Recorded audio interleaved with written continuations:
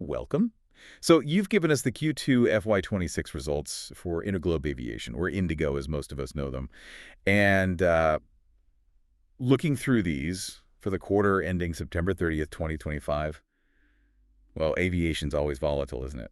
It really is, and these results are a perfect example of that tightrope walk. Right, because you see this headline loss, which looks, frankly, pretty bad. But then you dig a bit deeper. Exactly. And that's our mission for this deep dive, isn't it? To get past that headline figure and understand what actually happened operationally. Because there's just a real tension here. A paradox, you called it earlier. Yeah, paradox. How can one quarter be, such a financial blow, Mm. reporting this huge net loss, but at the same time, if you strip out certain factors, show a really strong operational profit? That's what we need to unpack. Okay, let's start peeling that back. Top line figures first. How did the overall business look in terms of income and capacity? Pretty strong, actually, especially for what's usually a weaker quarter. Total income hit nearly 196 billion rupees. That's up 10.4% compared to the same quarter last year. And capacity, were they flying more? They were. Capacity, measured in CASK as available seat kilometers, grew 7.8% to 41.2 billion. And revenue from operations specifically was up 9.3%. So growth signals everywhere. Growing, moving more people, more capacity sounds good, but then we hit that bottom line. And that's where the shock comes in. The reported net loss, it was big. INR 25,821 million. 25 billion rupees loss. Wow. How does that compare to last year? It's a massive jump downwards. Last year's Q2 loss was INR 9,867 million. So this is what, 161.7% deeper loss? It's the kind of number that grabs headlines. Definitely grabs headlines. Yeah. Okay, so that's the figure causing alarm bells. Yeah. But you mentioned the operational picture being different. This is where we need to apply that filter. Absolutely. This is the core of it. You take that huge reported loss and you ask, how much was driven by the day-to-day business of flying planes versus external factors? And so when you do that, When you exclude the impact of currency movements, which we'll get into, the picture flips completely, the net profit excluding Forex was actually INR 1,039 million, a profit. okay, hold on. From a 25 billion rupee loss to a 1 billion rupee profit just by adjusting for currency. Precisely. And compare that operational profit to last year's operational number. In Q2 FY25, excluding Forex, they actually had an operational loss of INR 7,539 million. So operationally, they went from a 7.5 billion loss last year to a 1 billion profit this year. That's a huge turnaround. It's a massive swing, over 113% improvement operationally year on year. It shows the underlying business, the core airline operations, performed incredibly well in a tough quarter. They successfully turned an operational loss into a profit. But that success was just completely wiped out, visually at least, by the currency hit. Exactly. Overwhelmed by non-operational volatility. So let's look at why the operation itself did so well. What do the metrics show? Right. The engine was running well. Let's see the proof. Yeah. Passengers, distance, pricing. What drove that internal profit? Okay, volume first. They carried 28.8 million passengers. That's up 3.6% year over year. Solid growth. And were those passengers flying further? Yes, and that's key. Revenue passenger kilometers, or RPKs, were up 7.7% to 34.0 billion. So more people flying longer routes, which are generally more valuable. Okay, more distance flown by paying passengers. Okay. What about the price they paid per kilometer? The yield? That also went up. Yield increased 3.2% to INR 4.69 per kilometer. So higher RPKs and higher yields. That sounds like strong demand and good pricing discipline. It absolutely suggests that. And look at the load factor, how full the planes were. It was basically flat at 82.5%, just a tiny dip of 0.1 percentage points. So they added almost 8% more capacity, filled it effectively, and got slightly higher prices per kilometer. That does paint a picture of strong operational management. Textbook execution, really. They managed to grow without just slashing fares to fill seats. Okay, let's talk about the tools that use the fleet. Huge number of aircraft. 417 by the end of September. It's a massive fleet, and the core is those fuel-efficient NEOs, 180 A320 NEOs, 153 A321 NEOs. That's crucial for cost control, which we'll get to. But what else stands out in that fleet mix? Well, beyond the NEOs and the ATRs for regional routes, the sources highlight something interesting. 8 damp leases. Damp leases. So aircraft leased with crew. Typically aircraft crew, maintenance, insurance, ACMI, but the cabin crew might be Indigos. The key thing here is what they leased. 2 Boeing 777s and 2 Boeing 787s, wide-body aircraft. Right. IndiGo is primarily a narrow-body operator. Why bring in wide bodies via damp lease? Flexibility and strategy. It lets them test or quickly scale up longer-haul international routes. They flew to 41 international destinations this quarter, alongside 94 domestic ones. Using damp leases avoids the huge upfront cost and commitment of buying wide bodies while they explore market potential. It's smart. Smart and agile. And how well did this whole machine run? Operationally, were they reliable? Incredibly so. Technical dispatch reliability was 99.89%. Think about that. Almost zero flights delayed for technical reasons. That's astonishingly high. It really is world-class. And on-time performance at the 6 major metro airports was 89.8%. These aren't just nice stats. They reflect a highly efficient, well-oiled operational machine. Maintenance, scheduling, ground ops, all running smoothly. And that efficiency must translate into cost savings, preventing disruption costs and keeping passengers happy. Absolutely. Every delay avoided, every cancellation prevented saves money and builds trust. This high performance is a key reason their underlying operational costs were likely well managed despite the headline figures, which brings us nicely to the cost side. Right, let's pivot there. Total expenses were up 18.3% year over year, hitting over 220 billion rupees. That sounds high. It does look alarming on the surface, but again, you have to break it down. There's actually some good news hidden in there. Okay, what's the good news on costs? Fuel costs. Aircraft fuel expenses actually decreased by 9.7% compared to last year, down to about 59.6 billion rupees. Lower fuel costs. That's a win, likely thanks to those NEOs and maybe some dip in oil prices. Exactly. Fleet efficiency and likely favorable fuel prices during the period, but that good news was completely overshadowed. Overshadowed by what? The other costs, excluding fuel. That line item jumped Wow. 33.7% to over 161 billion rupees. That's the number that blows up the total expense figure, and it directly impacts the cost efficiency metrics like CASK cost per available seat kilometer. So how did CASK look overall? Not pretty. Overall, CASK increased 10.0% to INR 5.16. And if you strip out fuel, CASK ex fuel jumped a huge 25.4%. 25% jump in non-fuel unit costs. That looks like costs running out of control. It looks that way.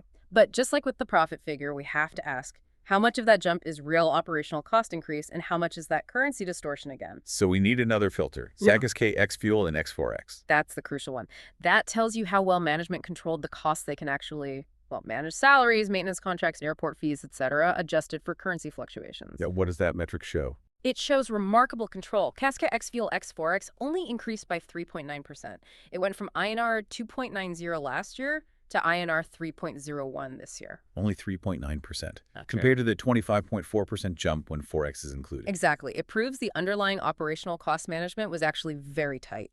That massive 25.4% spike in reported CASK ex fuel was almost entirely an accounting effect driven by the weaker rupee inflating the value of future dollar obligations. So, again, the core operation, delivering passengers efficiently, controlling the costs they can control, but hammered by the exchange rate. Utterly hammered. That single line item, the net foreign exchange loss, was the killer. It exploded to INR 28,921 million in this quarter. Nearly 29 billion rupees, compared to what last year? Last year, it was only INR 2,406 million, about 2.4 billion. So it went up by more than 10 times. What drove such a massive change? The exchange rate itself. The sources note the average rate shifted from around 83.66 rupees to the US dollar in Q2 last year to 87.06 this year. Okay, a weaker rupee, but why does that cause such a huge loss on the books? Because airlines have significant long-term liabilities denominated in US dollars, mainly aircraft leases and orders. When the rupee weakens against the dollar, the rupee value of those future payments skyrockets on paper, even though the cash hasn't necessarily gone out yet. It creates this massive, immediate non-cash charge against profit. A non-cash charge that completely dictates the reported quarterly result. Wipes out all that operational effort. That's the story of the quarter in a nutshell. Now, despite this volatility and the reported loss, the company's financial foundation seems solid. Let's talk liquidity. Right, because a huge paper loss is one thing, but can they actually weather the storm? What's their cash situation? Very strong. As of September 30th, their total cash balance was huge, over 535 billion rupees. Over ½ trillion rupees in cash. How much of that is readily available? The sources break it down. INR 385 billion is free cash, and about 150 billion is restricted cash. That 385 billion in free cash is a massive buffer. It's why they can absorb these kinds of forex shocks without, immediate panic. That cash cushion is vital. And it seems like they need it, Because Forex isn't the only big cloud on the horizon, is it? The sources detail some major ongoing legal issues.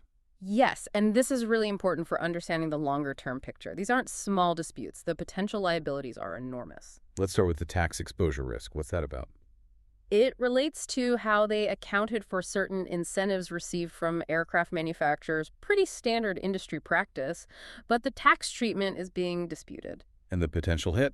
The contingent liability noted is INR 24,185 million, over 24 billion rupees, and that excludes any potential interest or penalties. Wow.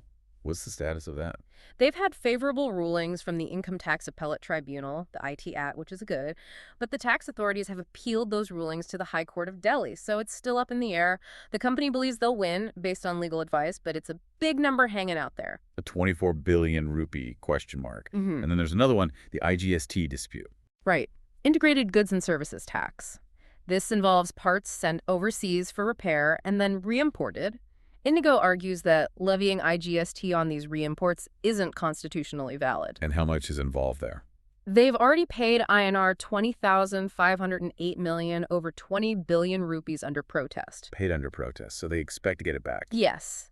They've got favorable orders from the Supreme Court and Delhi High Court on the core issue, but departmental appeals are still pending. Based on legal counsel, they're treating that full 20 billion as recoverable. Okay, so add those two up. 24 billion contingent tax liability, 20 billion IGST paid under protest. That's over 44 billion rupees tied up in these legal battles. More than $500 million US. It's a huge amount. And that really puts the cash balance in perspective, doesn't it?